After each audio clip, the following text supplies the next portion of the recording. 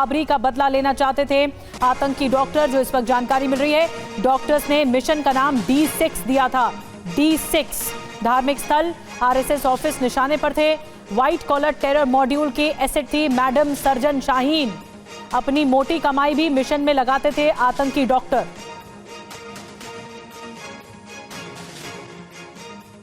और madam surgeon दरअसल doctor Shaheen को बोला जा रहा है, आतंकी डॉक्टर शाहीन। मैडम सर्जन का जो प्लान था वो D6 मिशन था।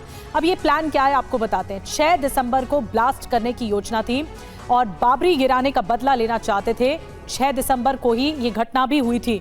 व्हाइट कॉलर टेरर मॉड्यूल की ये साजिश थी कि 6 दिसंबर को ही ब्लास्ट को अंजाम दिया जाए। इस मॉड्यूल में की एसेट थी मैडम सर्जन यानी डॉक्टर शाहीन। अपनी मोटी कमाई भी D6 मिशन में लगाई गई डॉक्टर्स के लिए और हवाला के जरिए सिर्फ 20 लाख रुपए मिले थे, ये जानकारी मिली है। धार्मिक स्थल जो थे, आरएसएस ऑफिस भी इनके निशाने पर था। बड़ी बात क्या है, ट्रैवल हिस्ट्री खंगाली जा रही है, कॉल डिटेल्स खंगाल रही है पुलिस, ताकि पता लग सके कि प्लान क्या है और कौन कौन लोग इसमें शामिल थे। बैंक डिटेल्स क्या है आतंकियों की, डायरी से भी कई सबूत मिले हैं जिस पूरे नेक्सस का भंडाफोड़ करने में लगी हुई है। अभिजीत और ज्यादा जानकारी हमें देंगे, लखनऊ से हमारे साथ जुड़ रहे हैं। अभिजीत, इससे पहले लखनऊ में भी कई जगह छापेमारी हुई जहां पर डॉक्टर शाहीन के ठिकाने थे। डॉक्टर शाहीन और उसके दोस्तों के यहाँ पर भी छापेमारी की गई। अब जो सबसे ताज़ा जानकारी है कि इस प्लान का नाम D6 था और ये धार्मिक स्थल को टारगेट करना चाहते थे, बाबरी विध्वंस का बदला लेना चाहते थे, और क्या क्या माइन्यूट डिटेल्स निकल कर आई हैं इस प्लान के बारे में।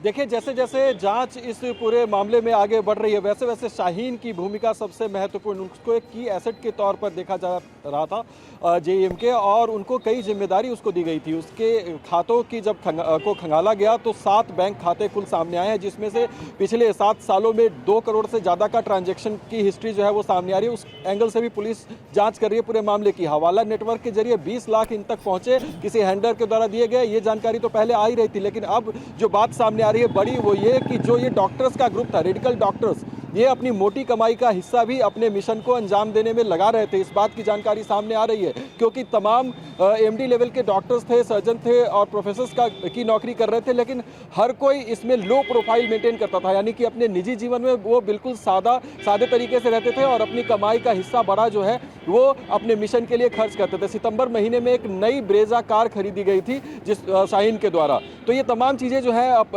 सामने आ रही हैं। 7 से ज़्यादा विदेश यात्राएं जो है शाहीन ने की, तो उसकी ट्रैवल हिस्ट्री भी बहुत इंपॉर्टेंट हो जाती है कि जब वो विदेश गई तो वो किन लोगों से मिली और जिन पैसों का इस्तेमाल हुआ उसमें मोटे ट्रांजैक्शंस जो हुए वो किनको हुए, किनको पेमेंट गई और उसका उद्देश्य क्या था। ये तमाम एंगल से जांच बहुत जरूरी हो जाती है। और ये भी बात सामने आ रही है कि ब्लास्ट से के बाद जो योजना थी वो शाहीन की, वो विदेश भागने की थी और उसके लिए रिसेंटली उसने अक्टूबर महीने में ही एक पासपोर्ट के लिए भी एप्लीकेशन दिया था, जिसका वेरिफिकेशन जो है वो अंडर प्रोसेस था। वेरिफिकेशन अभी हुई नहीं थी और इसकी वजह से उसका पासपोर्ट तैयार नहीं हो पाया था। वो अपने नाम और पहचान के साथ विदेश भागने के फिराक में भी थी। इस तरह की बड़ी जानकारी जो है वो सामने आ रही है। तो शाहीन एक बहुत ही अहम किरदार हो जाता है इस पूरे के पूरे टेरर मॉड्यूल में। एक सीनियर मेंबर, एक पढ़ी लिखी और महिला जिसकी बिल्कुल बेदाग छवि थी, पहले कोई हिस्ट्री नहीं और उस पर किसी का शक भी नहीं जा सकता था। तो इस तरीके से वो पूरे काम को अंजाम तभी इसे व्हाइट कॉलर टेररिज्म कहा जा रहा है कि किसी को शक ना हो कि एक डॉक्टर शामिल हो सकते हैं इसमें। और शाहीन का जो किरदार है, आतंकी शाहीन का, वो सबसे अहम बताया जा रहा है। ऐसा लग रहा है कि शाहीन ही संपर्क में थी पाकिस्तान में बैठे आकाओं से।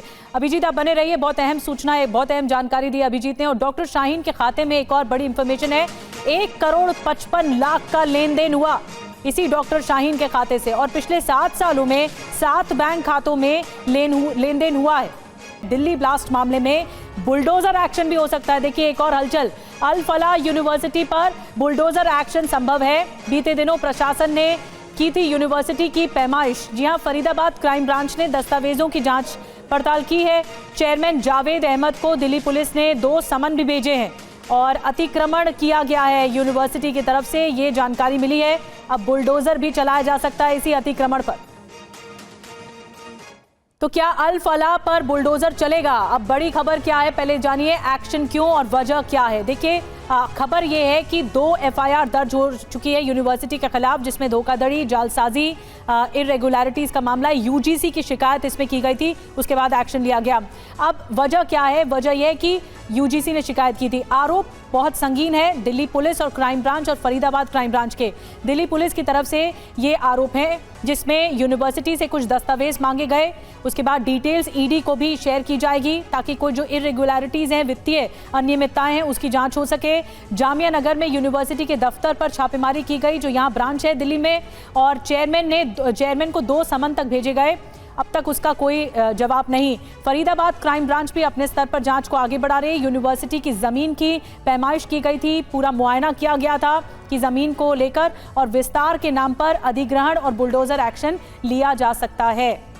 जो अतिक्रमण है उस पर बुलडोजर एक्शन लिया जा सकता है। अब अल फलाह यूनिवर्सिटी के खिलाफ क्या क्या कार्रवाई हो रही है ये समझाने के लिए विवेक शर्मा हमें ज्वाइन कर चुके हैं। विवेक, अल फलाह यूनिवर्सिटी केंद्र में रही, ये सभी डॉक्टर्स वहां पर मौजूद थे, आरोप ये भी लगे कि विस्फोटक तक वहां पर तैयार किया गया लैब में। अब क्या एक्शन होने वाला है? क्या बुलडोजर चलेगा इसी अतिक्रमण पर? देखिए, जहां एक तरफ जांच एजेंसी टेरर एंगल से तफ्तीश में जुटी हुई है तो वहीं दूसरी तरफ जांच एजेंसियों के द्वारा ये भी देखना है कि आखिरकार अल फलाह यूनिवर्सिटी की अगर बात की जाए तो यहाँ पर किस तरह से अधिग्रहण किया गया है। दरअसल कुछ दिनों पहले यहाँ पर जांच एजेंसी के लोग जो है पहुँचे थे, पैमाइश की गई थी और यहाँ पर देखा गया था कि कितनी जगह पर जो बिना मंजूरी के या नियमों की अनदेखी करके जो अधिग्रहण है वो किया गया है, निर्माण किया गया है। तो काफ़ी तादाद में देखा गया है कि यहाँ पर जो निर्माण है वो किया गया है और उसी के आधार पर आगे का एक्शन जो है उसको लेने की तैयारी जो है वो की जा रही है। जांच एजेंसी जो है वो दस्तावेजों की जांच पड़ताल कर रही है और पैमाइश का सिलसिला लगातार और आगे बढ़ता हुआ नजर आ रहा है। तो साफ है कि जो जांच एजेंसी है वो अपनी जांच का दायरा बढ़ा चुकी है। बात की जाए यूनिवर्सिटी की तो वहां पर जाकर बाकायदा हर एक कोने की जांच पड़ताल की गई है। तो यूनिवर्सिटी के हर एक कोने की जांच पड़ताल की गई है और डिजिटल माध्यम से ये जो पैमाइश है वो की गई है। प्रशासन के अधिकारी जो है वो यहाँ पे आए थे, काफ़ी घंटे तक यहाँ पे अल फलाह यूनिवर्सिटी जो है यहाँ पर लगातार जांच पड़ताल की गई थी। तो साफ है कि यूनिवर्सिटी के अंदर जो है लगातार जहाँ पे एक तरफ पूछताछ का सिलसिला जारी है तो वहीं यहाँ पे पैमाइश भी देखी जा रही है। क्राइम ब्रांच ने इस मामले में 2 केस दर्ज किए हैं जिसमें एक धोखाधड़ी और जालसाजी का केस है। तो दूसरी तरफ जो है यहाँ पर आपको बता दें कि जो जावेद सिद्दीकी है उसे सम्मन भी जारी किया गया है। तो अब लगातार जाँच पड़ताल जो है वो बढ़ती चली जा रही है। यूनिवर्सिटी से जुड़े दस्तावेजों की जाँच पड़ताल करती हुए प्रशासन की टीम नजर आ रही है। लगातार देखा जाता है कि दिल्ली पुलिस, फरीदाबाद पुलिस या फिर J&K पुलिस या फिर NIA की टीम जो है वो आसपास के इलाकों में छापेमारी भी करती है। तो साफ है कि जहां एक तरफ हिरासत में लेके से लोगों से पूछताछ की जा रही है तो वहीं दूसरी तरफ यूनिवर्सिटी के दस्तावेजों की जांच पड़ताल की जा रही है कि आखिरकार कितनी ज़्यादा एकड़ में फैली ये यूनिवर्सिटी जो है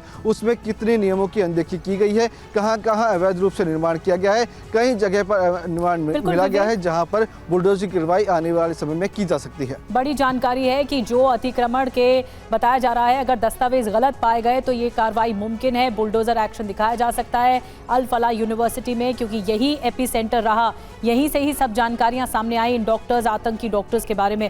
विवेक, बहुत बहुत धन्यवाद आपका। जितेंद्र, आपका भी शुक्रिया। पुनीत भी जुड़े हुए थे हमारे साथ, आपका भी धन्यवाद। अभिजीत, आपका भी धन्यवाद।